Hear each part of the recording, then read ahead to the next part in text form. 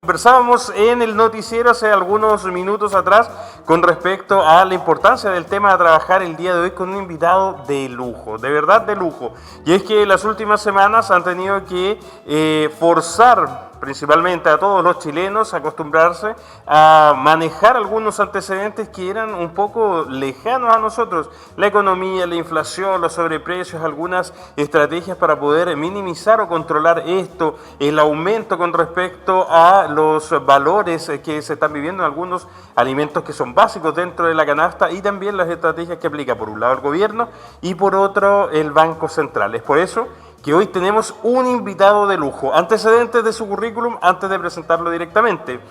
Tiene una beta artística, pero principalmente ha destacado como un hombre relacionado con la economía, asesor, profesor del área de la educación también, formador de varias generaciones de profesionales ligados justamente a esta materia. Hoy nos acompaña quien vemos ahí en imágenes, justamente Rodrigo Godoy. ¿Cómo está, Rodrigo? Muchas gracias por acompañarnos esta noche. Hola Jorge, muy bien. En primer lugar, agradecer la invitación de poder abordar estos temas que son tan importantes hoy día y que están tan en boga y que tienen que ver con la realidad nacional, que tienen que ver con la realidad de nuestros vecinos, de la provincia de Linares, de la región del Maule. Por lo tanto, feliz de estar aquí conversando de temas que son muy relevantes hoy en día para toda la ciudadanía. Justamente, entremos de lleno con respecto al tema que hoy nos convoca. ¿Cómo está la situación económica en nuestro país? Sentimos muchos que cuando chicos teníamos el cuco, ¿cierto? Si no se come la comida, viene el cuco. En la empresa tenemos un gerente que está muy lejos, que nos está viendo por todos lados. Y ahora en nuestro país tenemos la inflación, que es lo que más nos mete miedo. ¿Cómo está realmente la economía en Chile?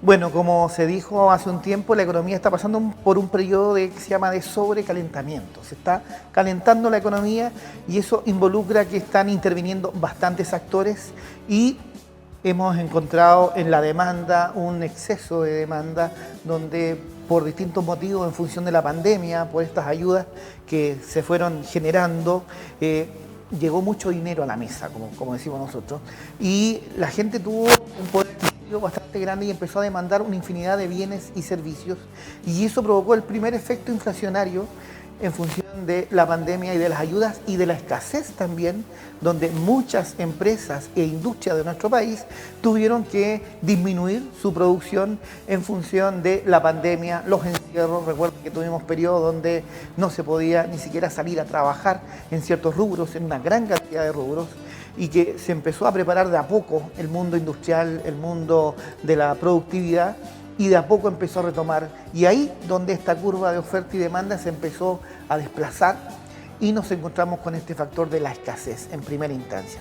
Y hoy en día también nos vemos afectados por una crisis alimentaria también que está a nivel mundial, más la guerra que tenemos en Ucrania, donde hemos descubierto, la gente que no conocía un poco, que Ucrania era el granero de Europa, ¿no es cierto?, donde satisfacía la gran demanda tanto de productos hacia la Unión Soviética, lo que es la Federación Rusa y también a gran parte de Europa.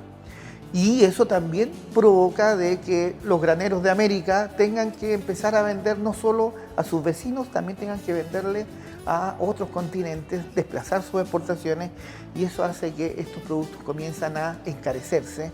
Y como Chile no es un país que se autoabastece al 100% de toda la cadena alimentaria, dependemos mucho de productos que vienen de afuera, y eso hace también de que esta llamada inflación, que es una alza sostenida en el nivel de los precios, ¿no es cierto?, que hoy día ya nos está pegando, ya llegó, se instauró, y hoy día se están tratando de aplicar distintas medidas, sobre todo el gobierno a través del Banco Central trata de controlar esta inflación, pero que hoy en día se mantiene a niveles bastante controlados versus nuestros vecinos que tienen inflaciones bastante grandes. Tomando justamente eso, no quiero sonar soberbio con respecto al punto de comparación que vamos a tener al ver la inflación en nuestro país, ¿cierto? Si hablamos de los países en nuestra misma zona, en nuestra misma región, es complicado, pero si abrimos más nuestra mirada, nuestro horizonte y ponemos la mirada en Estados Unidos, hay una inflación similar a la que tiene nuestro país y allá nos entregó el IFEMO. Entonces, ¿cuáles son las causantes de esto realmente?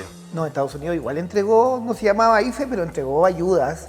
De hecho, ellos cubrieron gran parte de los ingresos de las personas que estaban grabadas en su sistema tributario y también recibieron ayudas. Pero eso generó cesantía y más gente que no quiere volver a trabajar porque eran mejor y eran más atractivos los beneficios estatales. Lo que tú llamas es un tema que se llama la idiosincrasia. La idiosincrasia del chileno se dio cuenta que podía vivir con poco, pese a que las ayudas las tienen, versus los bajos ingresos que hay en la primera línea de la productividad chilena, que son los obreros, que son los trabajadores, que son personales semicalificados, calificados, área técnica, y que desnudó también una realidad que en nuestro país los sueldos están bastante por bajo el promedio. Y cuando una familia, dos, 3, 4 integrantes empiezan a recibir ingresos y esos ingresos se suman a este conglomerado familiar, se transforma en un ingreso importante que les permitió sobrevivir. Más los retiros de los 10%, donde nos dimos cuenta que mucha gente lo canalizó a través del ahorro, a través del consumo, a través de pagar deudas. Por lo tanto, reactivó la economía por un lado, pero también, lo que hablábamos delante, reactivó una demanda por bienes y servicios que no estaba contemplada y que no estaba preparada para responder a esta demanda. Y eso provoca la inflación. Mira, pongámonos en el siguiente caso. Nosotros somos una zona agrícola donde muchas personas funcionan con base en el trabajo temporal. Ese hombre que retiró 1 millón de pesos o 2 porque ya después no le daban más los ahorros porque trabajaba y le imponían además por un sueldo mínimo y de manera temporal. ¿Es el culpable de esta inflación? Porque es la persona que además está necesitando con urgencia un retiro nuevo del IFE, o sea, perdón, de la plata de la AFP. Como yo digo, en esta ecuación hay varios actores y no solo pasamos por la clase trabajadora, que es la que va a generar ciertos beneficios a través de ya sea los recursos que recibió y en qué los gastó o no, versus la cadena completa, donde también tenemos un sistema productivo que no goza de tantos beneficios desde el punto de vista laboral. Y ahí es donde las familias también se dieron cuenta de que si tenían un pequeño capital, muchas personas también se dedicaron al emprendimiento. Emprendimientos formales y emprendimientos informales. Y eso también provocó que ante la falta de delivery, mucha gente se compró una moto y empezó a hacer delivery. Otras familias compraron un vehículo y empezaron a usar aplicaciones para transportar personas. Y así una infinidad de otros negocios conexos que las familias fueron buscando, porque también el tema de nuestra región es un tema, como lo dice, temporeras, o temporeros, es temporal. O sea, trabajan una cierta cantidad de tiempo durante el año, pero después están una gran parte del año sin trabajo. Por lo tanto, en el momento en que llegan estas ayudas y llega la época productiva donde tienen que trabajar, mucha gente ya tenía armado otra forma de autofinanciarse con sus emprendimientos, con sus negocios propios o todavía recibiendo ayuda. Por lo tanto, no era atractivo volver al mundo laboral, donde también los pagos, las remuneraciones no estaban de acuerdo también a un mercado, y la inestabilidad laboral también, porque una temporera, las empresas se acostumbraron a descansar un cierto tiempo. Tengo alta demanda en un periodo donde tengo que producir, pero después en el periodo de mantención reducían a un 10 o un 20% la capacidad trabajadora y mucha gente quedaba cesante en esos procesos. Tampoco había continuidad laboral, por lo tanto las personas no se podían acoger a distintos, el tema de la cesantía. La cesantía, ustedes saben que por ley tiene que ir con ciertos requisitos en el finiquito de un contrato. Entonces estas familias también venían de una cadena de bastantes inseguridades laborales, que cuando reciben estas ayudas las buscan y empiezan a canalizar otras cosas para generar ingresos. Entonces es una parte. También tenemos ya la clase media emergente que hace otras inversiones, que dedica a pagarse deudas también, y tenemos gente también que tenía altos ingresos que también quedó demostrado que también sacaron sus retiros del 10%, y que vamos que los más de alto ingreso podían sacar hasta 4 millones. O sea, donde trabaja un matrimonio tenemos 8 millones en un retiro. Entonces eso también servía para un pie, para una parcela, para renovar el auto, vender el auto, comprar otro, iniciar un negocio. O sea, esto es una cadena donde muchos actores fueron influenciando en participar de esta nueva gran demanda. En la plaza había mucho dinero en la mesa, y también teníamos también el lado de que las empresas se vieron afectadas desde el punto de vista de la mano de obra. Mira, tú entiendes mucho más esto. Yo lo veo de una manera más sencilla. Yo creo que la gente en su casa también lo ve de la misma forma. Salen platas de bolsillos privados, las AFP, ¿cierto? Llegan a nuestras manitos como simples mortales que necesitamos y recibimos esta plata para gastarla. Y lo que nosotros compramos, todo eso paga un impuesto, y eso va a las arcas fiscales. Correcto. ¿Se robustecen entonces en algún momento las arcas fiscales? Y no deberíamos estar hablando de una crisis como la estamos enfrentando, porque debe haber platita que llegó. El Estado cumple un rol y que lo ejecuta el gobierno de turno, ¿no es cierto? Y toda esta actividad, supongamos, vamos a hacer un ejemplo, que pusimos 100 en la mesa.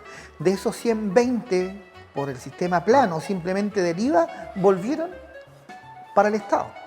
El tema es cómo el Estado redistribuye y prioriza dónde pone ese dinero que administra el Estado. Y eso es lo que se hace engorroso. Tenemos un país que es demasiado burocrático en la ejecución de una infinidad de proyectos, de una infinidad de inversiones y de activaciones. Ejemplo, el Hospital de Linares. ¿Cuánto tiempo se demoró en activarse la construcción del Hospital de Linares? Entonces, obras grandes, obras macros, la carretera, la gente se olvida, llevamos más de 20 años de carretera, pero ¿cuántos años se demoró en activarse eso? Y una infinidad de macro obras que el Estado tiene que liderar, y eso se vuelve muy engorroso. También el control, el Estado no articula de manera de que pueda tener el control sobre esas cosas, donde fiscalizamos empresas que licitan y que después nos encontramos a los 10 meses o a los 5 meses que esa empresa se declara en quiebra y no tiene la solvencia para seguir terminando un proyecto que licitó y que demostró que podía ejecutarlo. Entonces nos encontramos con una infinidad de elementos que están asociados a la eficiencia operativa y a la eficacia por parte del Estado de cómo administra esos recursos, hacia dónde los distribuye y dónde los inyecta. Y recordar también que estas medidas que la gente recurre a través de sus representantes, que son los diputados y luego los senadores, al tema de nace esta idea de los retiros, porque también en su momento el gobierno de turno no tomó las medidas que se necesitaban para abordar esa crisis. Entonces, cuando el Estado llega tarde, también es culpable de alguna manera de las consecuencias que retrotrae esto, y por eso también nos encontramos que la gente no le quedó más que recurrir a su propia autoayudarse, porque era su propio dinero, que empezamos a conocer, porque también hay otra debilidad, que la gente no se informaba de cómo opera esta mesa de dinero que todos los meses se va abultando, porque todos los meses los trabajadores cotizan su 10% que va a las AFP que administran estos dineros, y todos los meses las AFP tienen dinero fresco para redistribuirlo en el pago de pensiones de los pensionados que ya tenemos, en las inversiones que tienen que redistribuir para poder ir multiplicando este dinero, y nos dimos cuenta que esa promesa también no se cumplió. Las jubilaciones de las personas que empezaron a utilizar este sistema no eran las que se habían prometido en un principio.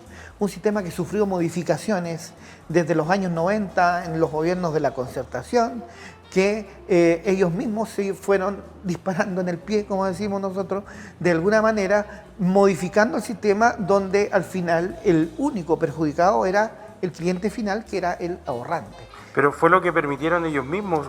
Quiero dividir lo que me acabas de decir tú en dos áreas. En primer lugar, este autodisparo. ¿Será tan autodisparo si finalmente vemos que gran cantidad, no es uno ni dos, son varios los políticos que han estado titulando ministerios, que han estado como senadores, diputados y que han ocupado cargos directivos dentro de las mismas AFP? Jimena Rincón es uno de los casos más cercanos que nosotros tenemos. Por el primer tema que me gustaría que abordaras. Y el segundo es con respecto a esta obligación casi ética o moral que nos corresponde a nosotros como cotizantes el informarnos sobre lo que está pasando en el mundo de las AFP, considerando que gran cantidad de los afiliados a una AFP en la región del Maule son personas analfabetas, porque la región del Maule tiene un índice importantísimo de personas adultas mayores y analfabetas. Entonces, ¿cómo? Veamos primero lo de los parlamentarios. ¿Será un disparo a los pies o sabían finalmente si iban haciendo estos arreglines? Mira, lamentablemente tarde nos dimos cuenta del financiamiento ilegal de la política en primer lugar,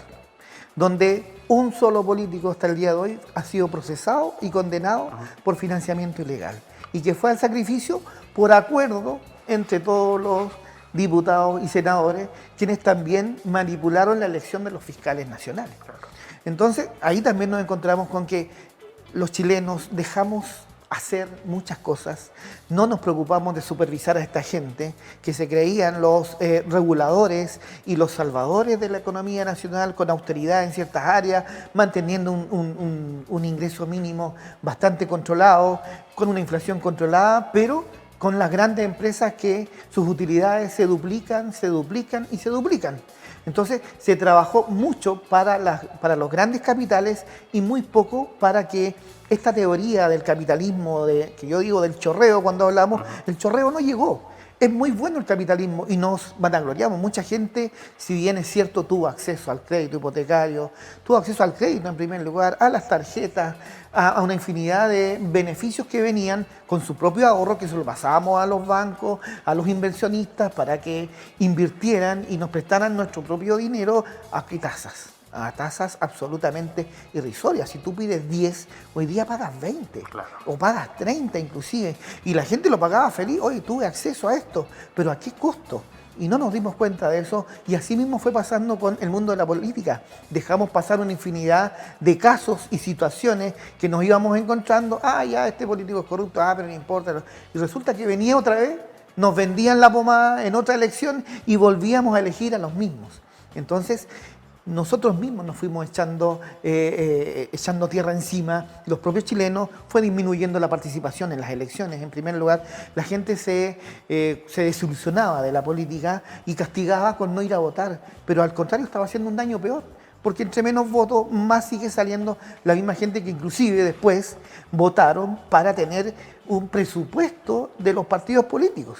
Y los partidos políticos hoy día tienen un financiamiento para hacer campaña y todo lo demás, mientras están organizados entre ellos, cumplían con requisitos mínimos y seguían vigentes. Y nos encontramos con otro elemento que es muy importante en función de lo que tú preguntas, que tenemos parlamentarios que fueron directores de AFP o directores de ISAPRE, trabajaron en el mundo privado. La ética.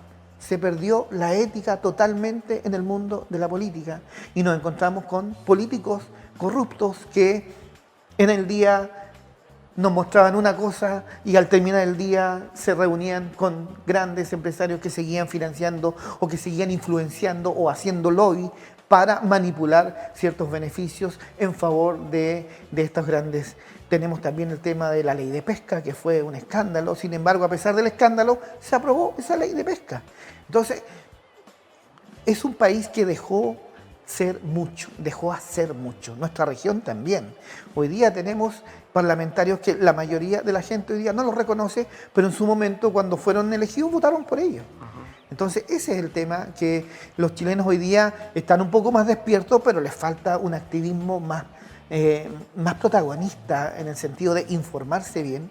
¿Cómo lo hace ahí? ¿Cómo lo hacemos acá cuando tenemos terminología tan difícil como el Producto Interno Bruto, como lo que tenemos ahora de la inflación, las tasas de endeudamiento? Digo, me costó la palabra, me da hasta miedo decir la tasa de endeudamiento, y cómo poder también calcular lo que vamos a terminar pagando por un crédito si nuestra región tiene un índice tan grande de personas analfabetas?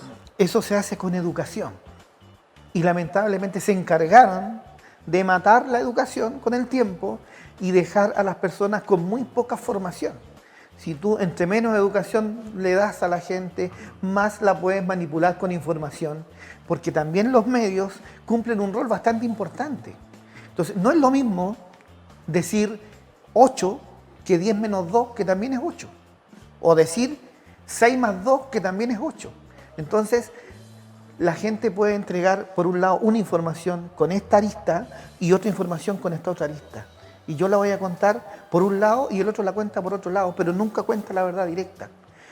Cosa de algo tan típico que tenemos los dichos de los chilenos. El chileno no habla directo, hablamos con indirecto, ¿no? Hablamos con dichos, con otras cosas, y no vamos al directo. Y el que habla directo es conflictivo, es considerado una persona conflictiva. El que es directo para hablar, no, este tipo me está complicando, por lo tanto lo vamos dejando, y empezaron a instaurarse las habilidades blandas. Entonces la gente que tenía buena habilidad, hablar con buenas palabras y todo lo demás, esa gente sí encajaba porque sí le decía amén a las directrices de más arriba, por lo tanto no metía ruido y no era un peligro. En cambio, hoy día mucha gente se está dando cuenta de que nunca le enseñaron economía, ni en la enseñanza básica, ni en la enseñanza media. La única opción era si elegía una carrera que tuviera que ver con administración. Ahí recién entendía el concepto de endeudarse, el concepto de los chilenos nunca nos prepararon para administrar nuestro pecunio personal, o sea, un sueldo.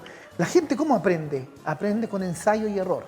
Bueno, algunos analistas, disculpa que te interrumpa, algunos analistas dicen que gran parte de la reforma agraria falló justamente por eso, porque no les enseñaron a la gente cómo poder administrar lo que se les estaba entregando. Ya veníamos de un gran error, ¿no es cierto?, donde el trabajador se encontró con un tremendo pedazo de tierra que siempre lo trabajó, pero le pasaban la semilla, le pasaban todo, él sabía trabajar la tierra y ahora usted era dueño de la tierra. Y muchos se dieron cuenta, sabe que no soy capaz. Vino el mismo dueño anterior y le ofreció unas pocas lucas, le dijo hagámonos socios, y lo volvió a embaucar y perdió esa tierra esa persona y siguió trabajando en la tierra. Los contratos 99 años. Exactamente. Entonces, la formación, la educación es primordial. Hoy en día necesitamos un Chile educado al 100%, que retomen la educación cívica, porque se sacó la educación cívica. Y después los políticos se golpean el pecho y rasgan vestiduras de la baja participación cuando ellos generaron la baja participación. Entonces no tenían educación cívica, se eliminó la educación cívica, no hay clases de economía, la gente no sabe, la gente aprende con golpes. ¿Cuántos chilenos en los 90 teníamos? La mitad del país estaba en DICOM, de la gente que trabajaba, la gente que cotizaba en la AFP. Y aprendían a golpe, o sea, cuando ya le iban a embargar las pocas y nada cosas que había adquirido con este nuevo sistema del capitalismo, que es bueno, si no es malo. Y también es bueno endeudarse, pero endeudarse con responsabilidad. Cuando yo tengo la capacidad de pago y sé endeudarme y puedo trabajar esto de manera que me genere un beneficio, perfectamente me puedo endeudar. Si las deudas no son malas, las deudas no son un demonio. Pero las deudas hay que trabajarlas bien y las personas tienen que aprender a administrar ese dinero. Algo tan básico como una mesada para el niño. Cuando decimos, si lo hubiésemos educado con tiempo, bien, ese niño llega bien preparado cuando tenga su primer trabajo, su sueldo, ¿cómo lo maneja? Entonces la gente se dejó llevar por las ofertas, por el crédito, por la tentación por aquí, por la tentación por allá, y se sobreendeudó y no fue capaz en un momento de cumplir con eso. Ya chocamos con ese muro de ladrillo, ya estamos ahí directo con la crisis encima, tenemos que acostumbrarnos, tenemos que aprender a vivir. Si miramos ahora y lleguemos a los países más cercanos, nuestros vecinos, Argentina, Perú, Bolivia, Ecuador, Venezuela, ¿cómo estamos nosotros parados enfrentando esta crisis en relación a ellos? En ese sentido, de alguna manera, igual, pese a todo lo malo, la familia chilena ha aprendido a administrar. ¿Y sabes tú cómo nos damos cuenta? En nuestra provincia. Hemos dicho que Linares es la provincia del sueldo mínimo, ¿no es cierto? Muchos lo han dicho. Y es verdad, pero así todo la gente sobrevive. La gente vive con el sueldo mínimo. Y aprendieron a ajustarse el cinturón, aprendieron a priorizar cuáles eran sus cosas para poder vivir y salir adelante. Y familias sencillas que viven felices y se conformaron con poco y se adaptaron a lo poco. Pero también vemos el extremo de otras familias y tú recorres, sales nomás de la ciudad y empiezas a ver los grandes campos, los grandes condominios de otras familias que viven bastante bien en función también de su esfuerzo y de su trabajo. Nadie lo quita, que también el hecho de llegar a la universidad, de tener una profesión, este sistema valida mucho la educación en nuestro país. Si tú no tienes educación, no avanzas. Y si no tienes educación, avanzas pero más lento y te vas a demorar mucho más. Más todavía los casos cuando encontramos niñas en la enseñanza media embarazadas, chicos que tienen que asumir la paternidad. Entonces todos sus proyectos se empiezan a retraer a lo mejor sus metas las tienen claras, pero se van a demorar en poder cumplir sus metas. Por falta de educación, por falta de acompañamiento, políticas que necesitamos, que toda la gente maneje esa información. Entonces, hoy día, el facilismo también de una generación de jóvenes, que lo vemos hoy en día en la enseñanza media, el volver a la pandemia, no estábamos preparados para la pandemia. Y no nos preparamos tampoco. En educación, no se prepararon en educación. Claro. El profesor se vio obligado a hacer unas clases online, que estaba acostumbrado a hacer una clase presencial, no se le entregó la capacitación necesaria y suficiente para poder realizar una buena clase online y quedamos con brechas y vacíos tremendos en estos alumnos que hoy día llegan a la enseñanza media, los de enseñanza básica, para qué decir, sobre todo los de pre-básica, que es una tremenda labor enseñar a leer y escribir, y cómo le enseñabas a través del sistema online.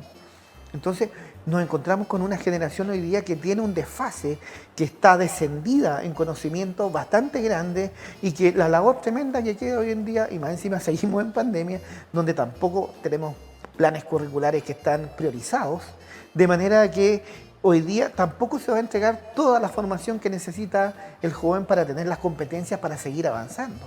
Entonces ahí es donde el Ministerio de Educación tiene un rol fundamental, y con todos los entes, aquí con lo que se llama la comunidad educativa, padres, apoderados, alumnos, profesores, directivos, entonces los administradores del sistema educacional, los sostenedores, o sea, hay todo un trabajo que realizar y que se ha hecho al mínimo esfuerzo.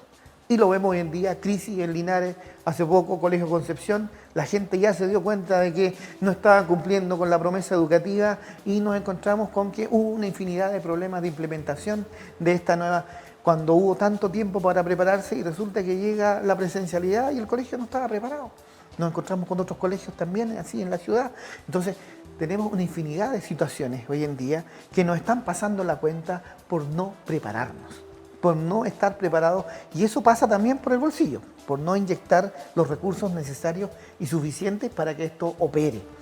Y la familia chilena hoy en día está más empoderada, conoce un poco más sus derechos y sus deberes, y por eso también está exigiendo un mejor servicio, mejor calidad en sus productos, y por eso también, de alguna manera, volviendo al punto principal de cómo se contiene un poco esta inflación, la familia chilena también está aprendiendo a encontrar lo que decimos nosotros en economía, los productos sustitutos. O sea, si tú haces el pan, compras el pan, la familia va a ver la forma de abaratar ese costo, o va a hacer el pan 2 veces a la semana y no va a comprarlo todo, va a buscar el arreglo. Entonces, de alguna manera, la familia chilena se adapta a estas situaciones para poder también controlar y que esto no siga creciendo. Pero también hay un sector que se aprovecha de esto. Porque si tú encuentras una oferta en un supermercado, como por las redes sociales, hoy día todos se informan, y hemos visto una infinidad de gente que ha ido, pero en masa, a comprar por cajas el aceite, la harina. En medio de la crisis tuvieron que poner una cantidad, dosificar para que fuera más equitativa la compra. Claro. Que después va a aparecer ese aceite y esa harina en un mercado, o en un mercado negro, a precios pero totalmente irrisorios, cuando en el momento, no tenemos problemas de desabastecimiento en estos momentos. Simplemente ha disminuido un poco la oferta, pero no hay desabastecimiento. Y si la gente se sigue comportando en forma normal, vamos a tener el abastecimiento normal que tenemos y que se necesita. Pero estamos influenciados por una infinidad de elementos que están impulsando al alza. Veamos, ojalá que esos elementos no vayan culpando, insisto, al trabajador promedio. Exacto, y aquí es donde sacamos al trabajador, porque el trabajador no tiene nada que ver esto, porque nosotros, la matriz productiva tiene que ver con los combustibles, el petróleo, el gas que se consume, ¿no es cierto?, las materias primas, el trigo, y una infinidad de otros productos, bienes y servicios que hoy día se ven encarecidos, porque la carne también hoy día ha sufrido bastante alza, porque nosotros no somos capaces de autosustentarnos. La producción nacional de carne no da abasto para satisfacer la demanda nacional, por lo tanto tenemos que importar carne. El trigo no da abasto para todos los molinos para que hagan harina, por lo tanto hay que importar trigo. Entonces, son elementos que de alguna manera están influenciando en esta alza sostenida en el valor de los precios de esta canasta, y eso hace que tengamos una inflación, pero que está controlada. Y el otro rol que no hemos nombrado, que es el Banco Central, y que hoy día cumple un rol importante al controlar la tasa de política monetaria. Eso quiero que lo profundicemos, porque hay varios antecedentes que la gente, claro, se va perdiendo y no sabe. Hay alguien nueva, una mujer a cargo del Banco Central, vamos a ver cuál es el rol del ministro, que también estuvo relacionado con eso, pero todos esos antecedentes los vamos a ver, Rodrigo, de vuelta de una pausa comercial. Pero antes me permito darles un tremendo aviso y recomendación. Se lo he dicho siempre cuando estamos en las noticias, a ti también te va a servir mucho para que te dientes con la oferta de Multicom Maule, porque TV Cable Loncomilla y Multicom Maule pensaron la mejor solución para cualquier tipo de inquietud o duda que usted presente a cualquier hora del día. Un moderno call center atendido por profesionales de primer nivel. Hacemos una primera pausa y ya regresamos.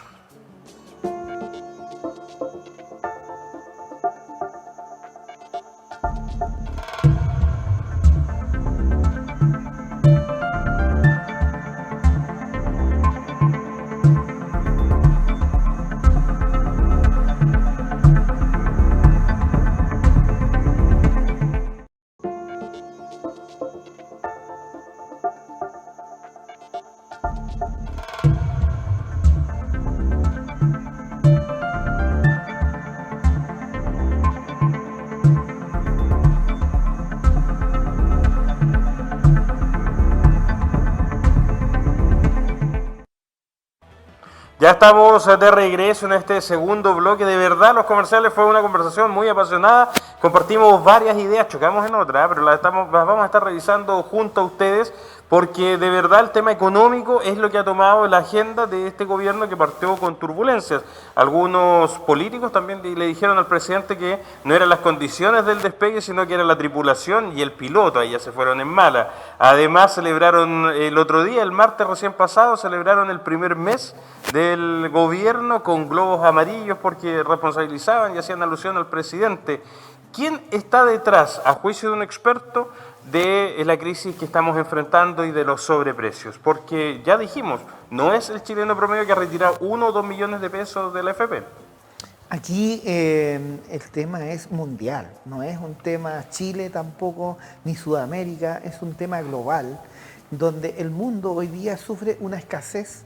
En primer lugar, tenemos un cambio climático que se viene hablando de años y que no nos hemos hecho responsables al 100%. Tenemos una crisis hídrica donde mucha gente también ha defendido las hidroeléctricas, otros han demonizado las hidroeléctricas, cuando es una de las mejores maneras de optimizar el control del agua, los embalses, para poder garantizar de que el campo pueda tener agua, para que los agricultores puedan sacar sus productos. Entonces, hay una infinidad de cosas que se necesita, la expertise, se necesita haber mejorado con el tiempo para haber estado preparados para tiempos complejos. Y no nos fuimos preparando, sino que fuimos creando elefantes blancos que servían de financiamiento para el bolsillo de privados y no para el bien común general. Y ahí nos damos cuenta también de que tenemos un país muy rico en minerales, rico hídricamente, y que no le hemos sacado provecho. No puede ser que el agua caiga desde la montaña y se vaya a botar al mar. O sea, desperdiciamos una gran cantidad de agua que simplemente pasa por nuestra vista. Pero José Antonio Kast, ¿te acuerdas que fue tildado de loco cuando dijo que debería haber una forma de poder detener el agua antes de que desembocara en el mar y devolver el agua dulce a los valles donde más se necesitaba? Lo que hacen las centrales hidroeléctricas con sus canales de evolución, que se llama, que el agua va circulando, porque cuando se rellena la matriz, tiene que liberar agua, y cuando necesita le pueden retroalimentar agua. Entonces, eso se puede hacer, y tenemos profesionales y tenemos universidades de primer nivel que tienen estudios y que perfectamente se puede ejecutar. ¿Cómo no le sacamos provecho al mar? Un tema que nadie lo toca. Somos un país que toda nuestra costa es totalmente viable y tenemos súper pocos puertos. Deberíamos tener mínimo un puerto grande por cada región, y evitamos tener camiones que recorran de Arica a Punta Arenas las carreteras y saturen las carreteras, cuando perfectamente podríamos alimentarnos desde los puertos, mover. ¿Cuántos containers tiene un camión? Hace un camión. 2 como 2. máximo. Un barco, ¿cuántos containers puede mover? 300, 500, 2000, 3000. O sea, si se mueve por el mar y tenemos buenos puertos para recibir y tener los camiones para que se muevan desde el puerto hacia su región, liberaríamos las carreteras tremendamente y tendríamos mucho más trabajo, mucho más beneficios y descongestionaríamos y aprovecharíamos nuestros recursos. Pero no hay ideas para eso. Esos están en tesis en las universidades. Están una infinidad de trabajos de muchos profesionales que para sacar su pregrado, su carrera de pregrado, hacen estas investigaciones o para hacer un magíster o un doctorado y están ahí guardadas y nadie las va a leer. Ningún político se preocupa de ver un buen proyecto y decir, oye, es viable. Es que, los camioneros. Entonces nos encontramos con que el rubro de los camiones es muy fuerte, muy potente, se nos paran los camiones y se nos acabó el país. Entonces esos preceptos, esos paradigmas hacen que Chile no crezca y nos encontremos con un estancamiento tremendo que no nos deja prepararnos para situaciones complejas como lo que estamos viviendo hoy día de la pandemia y donde es fácil echarle la culpa a un trabajador o a la clase media o al consumidor final de la inflación, cuando hoy día la inflación la estamos viviendo todo el planeta. Todos los países tienen un alza sostenida en el valor de sus bienes y sus servicios. Ejemplo, Estados Unidos, como lo nombrabas al principio, que tiene hoy día una inflación muy parecida a la nuestra, siendo Estados Unidos. Claro. Entonces, no es la culpa, pero sí nosotros podríamos preocuparnos de nuestra matriz y mejorarla. Y mejorar los servicios, mejorar el servicio Estado, mejorar la salud, mejorar el servicio en educación, mejorar el tema de las pensiones. Se ha hablado de los retiros y se han demonizado los retiros, que en algún momento son malos. Estamos claros, técnicamente es una mala política. Pero si tú dices que yo voy a recibir 200.000 pesos, 300.000 pesos de jubilación cuando trabajé durante 30, 35 años y si me dan la oportunidad hoy día de retirar algo, lo retiro, lo administro de mejor manera, obviamente que el costo alternativo pesa sobre eso versus los resultados que hoy día tienen las AFP. Sin embargo, la discusión se ha centrado en que si se hace el retiro o no se hace el retiro versus... Ya van 2 años y todavía nadie ha planteado la reforma previsional que necesita este proceso.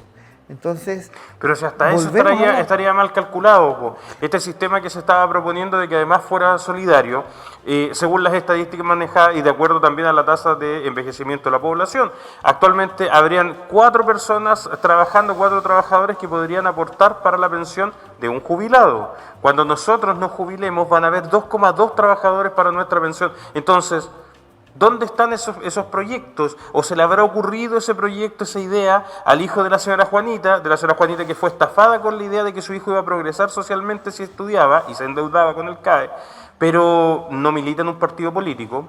No es de los que sale con los políticos, no fue a los colegios de élite, no fue a una universidad de élite. Piensa tú que dentro de los nombramientos de subsecretarios, ministros, los seremis, las delegaciones, hay 1/3 de premios de consuelo porque habían sido candidatos en elecciones anteriores.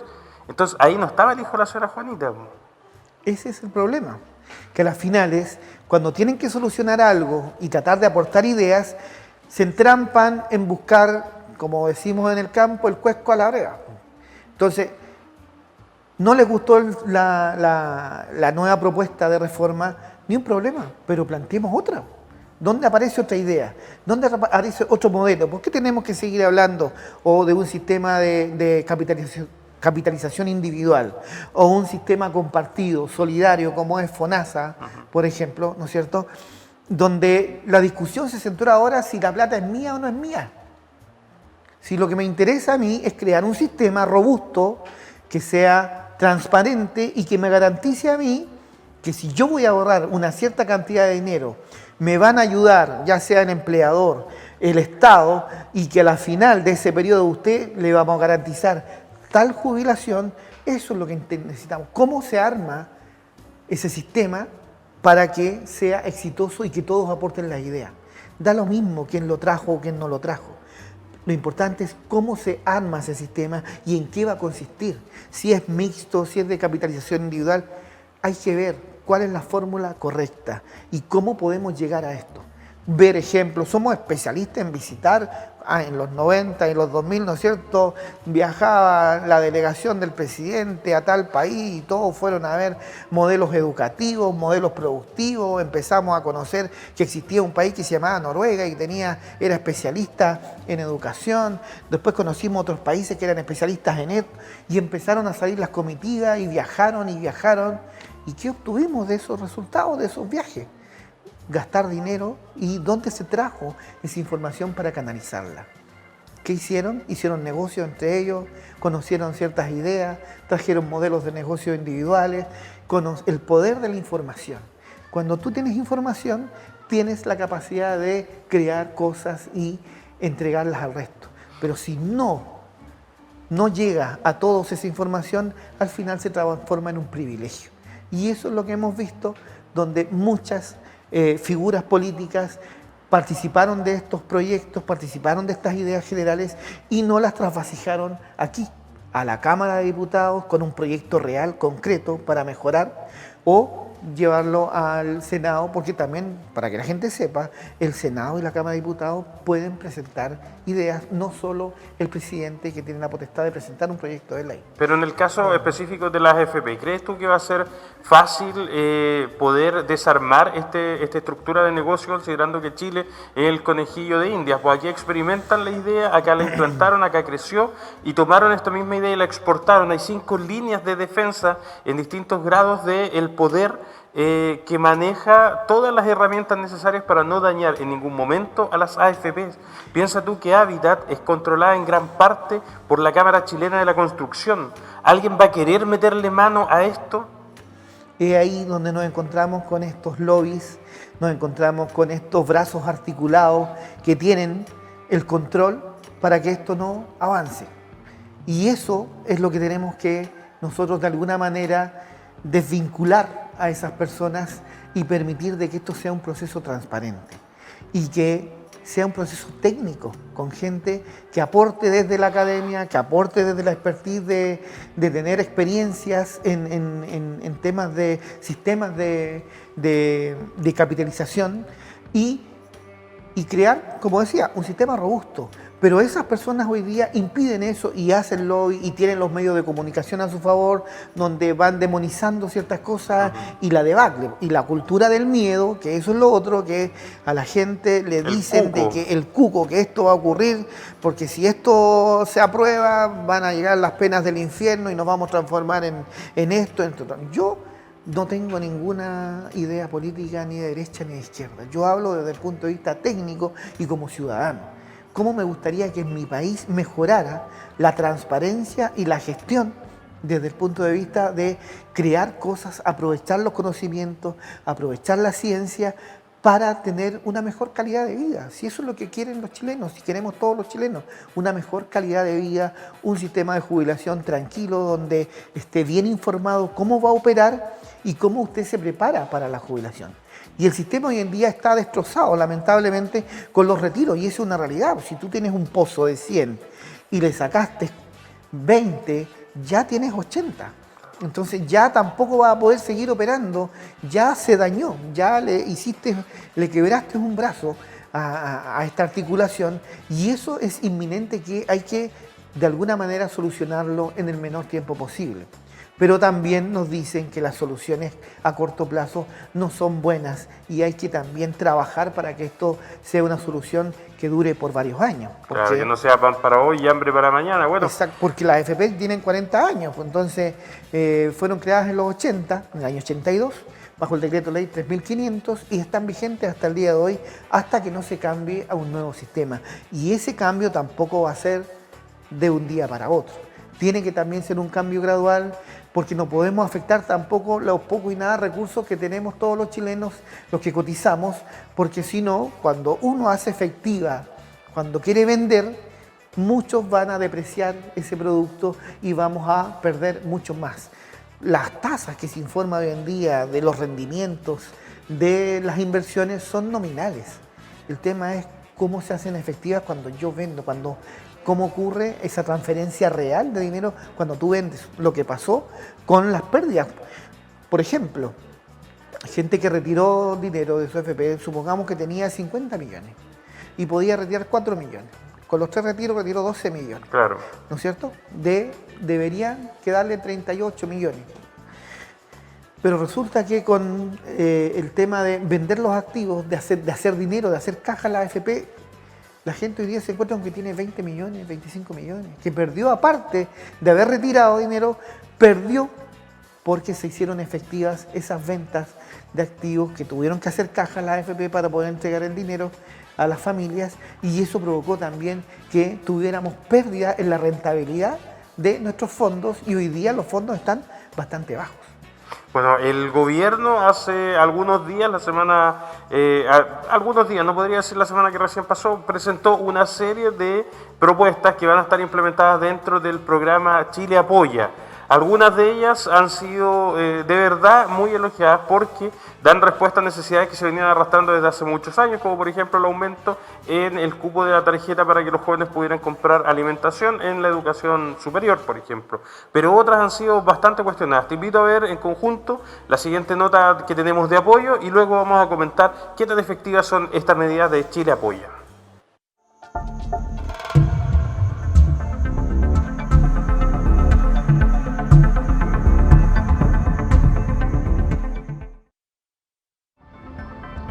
Tras una serie de críticas y cuando las encuestas aumentan la desaprobación al gobierno y al gabinete, el presidente Gabriel Boric anunció una serie de medidas que beneficiará directamente el bolsillo de miles de chilenos y chilenas. Entre ellas están congelamiento de los precios del transporte público por todo el 2022, contención del alza en el precio de la parafina, petróleo y benzina, ampliación de competencias en mercado de gas licuado para evitar abusos en el precio, aumento de la beca de alimentación para la educación superior en un 15%, ampliación del subsidio protege a las trabajadoras con hijos e hijas de hasta 4 años, extensión del IFE laboral, se amplían los plazos de postulación desde junio hasta septiembre del 2022. Proyecto de ley que activa automáticamente un IFE de amplia cobertura en caso de confinamiento. Bono a trabajadoras y trabajadores de la cultura de hasta 450.000 pesos por persona. Fortalecimiento del programa de 4 a 7. Rol local de apoyo y cuidados. Ampliación en 50% de recursos en centros diurnos del adulto mayor. Extensión a todas las regiones de los establecimientos de larga estadía para adultos mayores. Fondo de $300 millones para infraestructura de gobiernos locales. Mejora de beneficios vinculados al seguro de cesantía y flexibilización de los requisitos de acceso. Aumento de cobertura del programa Corfo y Cercotec, fortalecimiento de los programas de reforestación de bosque nativo en coordinación con los municipios, aumento de recursos para reposición, mejora y creación de espacios para la comercialización de agricultura familiar, campesina y artesanal, fortalecimiento del programa de acceso al crédito para 100.000 micro y pequeñas empresas no bancarizadas. Flexibilización del programa de garantía para apoyar a empresas que no accedieron a créditos FOGAPE. Apoyo a la pequeña minería a través de ENAMI. Salario mínimo. Se fija la meta de alcanzar un ingreso mínimo de 400.000 pesos brutos. ¿Qué opinará nuestro entrevistado sobre la efectividad de estas medidas?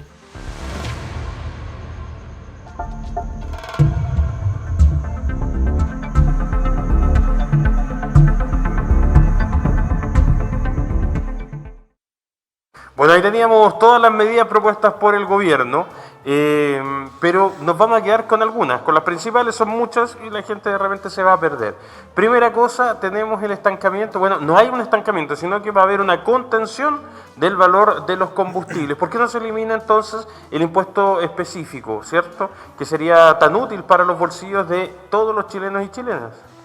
Bueno, en primer lugar, contarle a la gente que este impuesto específico era transitorio.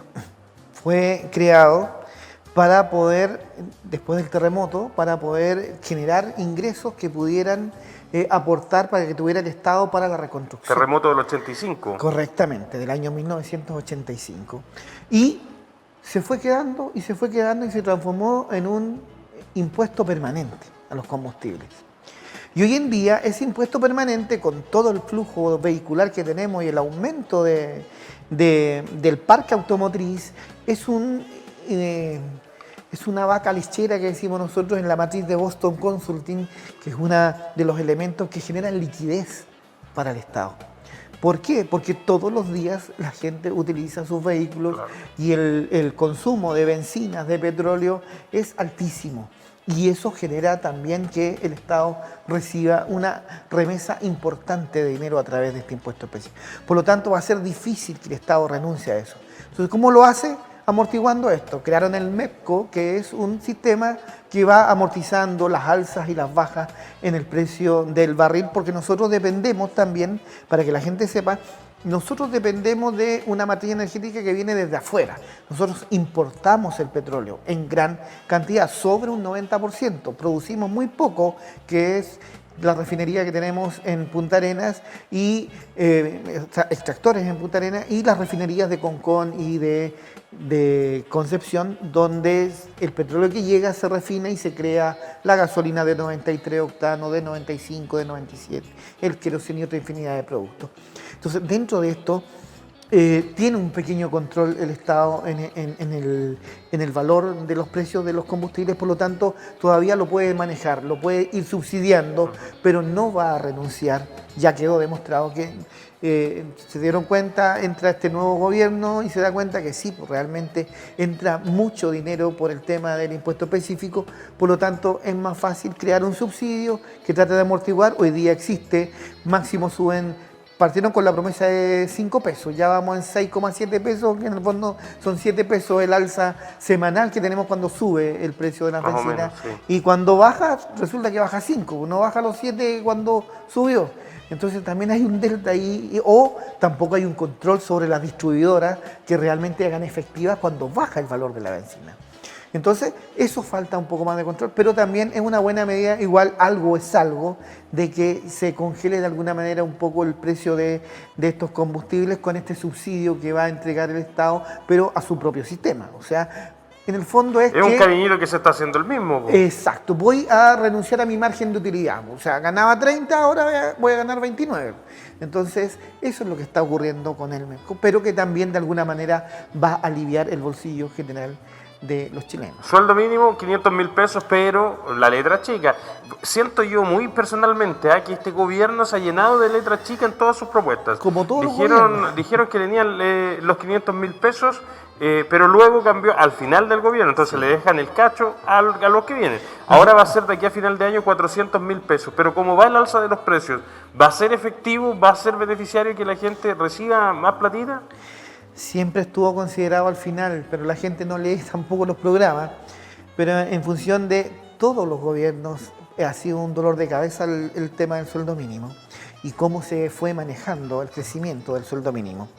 Ahora, obviamente que esta alza, esta mejora en el sueldo mínimo, si seguimos con esta inflación, realmente el poder adquisitivo de las familias que viven con el sueldo mínimo realmente va a ir disminuyendo.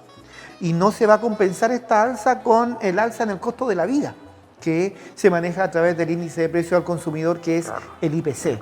Entonces, en ese sentido, esperemos de que llegar a estos 400.000 pesos, que también depende de la clase política que le apoye y que apruebe estas medidas, porque este plan de Chile Apoya también depende de muchos proyectos que tiene que presentar el gobierno para que sean aprobados y el gobierno lo pueda implementar al 100%. Hay algunas medidas que las puede aplicar en forma directa, pero hay otras que dependen de la Cámara de Diputados y de los senadores. Entonces, esperemos que con el tiempo esto se haga a tiempo, de manera de que las familias puedan tener ese acceso, pero también ojo con el otro lado. Si queremos una reactivación económica, subir el sueldo mínimo, ¿tú crees que tú como emprendedor contratarías personas con el sueldo mínimo a 400.000 pesos? ¿Cuánto tengo que vender para poder pagar ese sueldo, tener yo utilidad como emprendedor, como trabajador? Entonces también es la otra lista compleja que se defiende desde el mundo técnico, del mundo de la economía, donde si yo quiero generar reactivación, tampoco puedo intervenir mucho el sueldo mínimo. Y a veces es mejor trabajar con una base más pequeña, pero generar otros incentivos a través de comisiones y apoyar más el emprendimiento o las empresas para que se transformen un poco más robustas y puedan tener la solvencia para poder contratar más. O esto mismo del subsidio al empleo, de que también vienen estas medidas que también ha ocurrido en los gobiernos anteriores. El IFE, la extensión del IFE. Este IFE laboral, que también igual tiene letra chica porque tiene ciertos requisitos, no todos califican para el IFE laboral, tiene que ser una nueva contratación, entonces tampoco hay un subsidio a la gente que hoy día está ganando también no un sueldo muy bueno, entonces tampoco va a recibir ese beneficio. ¿Cómo se habrá sentido la ministra Vallejo cuando leyó esta extensión del IFE laboral que tanto criticaba que se lo había heredado el gobierno anterior, a cuando decía que Piñera no tenía por qué disponer de las platas de este gobierno entrante? A tu juicio, como experto, ¿qué propuesta podría haberse incluido y que hubiera sido más efectiva? En el fondo es cambiarle el nombre a las cosas, nada más. Porque igual se tiene que... En el fondo es un subsidio. Que tenga el nombre de IFE, que tenga el apoyo al trabajador, que sea el nombre que sea, es un subsidio. Y da lo mismo porque lo tienen...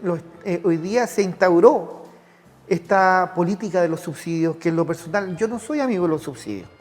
Porque creo que la matriz productiva se fortalece a través del crecimiento.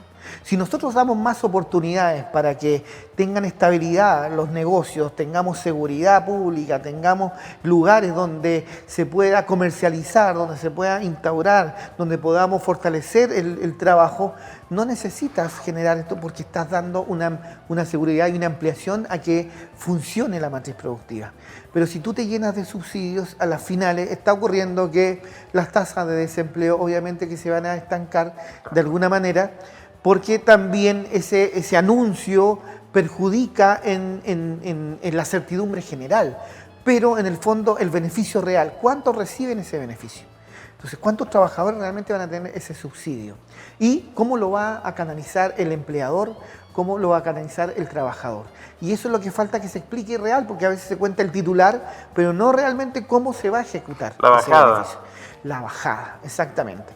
Por lo tanto, lo iban a utilizar igual, con otro nombre, a lo mejor le iban a colocar otro nombre, pero iba a ser un subsidio igual. Así que este tema de las heridas políticas, de que como es la idea del opositor, entonces yo no la ejecuto, eso también le hace mucho daño al país. Si no nos interesan las rencillas políticas pequeñas, da lo mismo de dónde venga la idea. Yo insisto, si tenemos gente muy buena en el lado del empresariado, en el lado de la derecha, tenemos muy buenos empresarios, hay muy buenas empresas que tienen una muy buena política de trabajo y de bienestar a sus trabajadores, como también hay buenas empresas estatales que funcionan bien y que son un ejemplo, pero en los dos lados también tenemos errores grandes de eficiencia, operativa sobre todo, y en ese sentido da lo mismo volver al punto de la idea. Necesitamos buenas ideas que se puedan ejecutar y que se puedan implementar para que nos desarrollemos de mejor manera. Da lo mismo de dónde viene la idea. Lo importante es que sea un beneficio sobre todo a la reactivación. La gente quiere trabajar, la gente necesita trabajar, pero no necesita trabas, no necesita letras chicas, necesita cosas claras.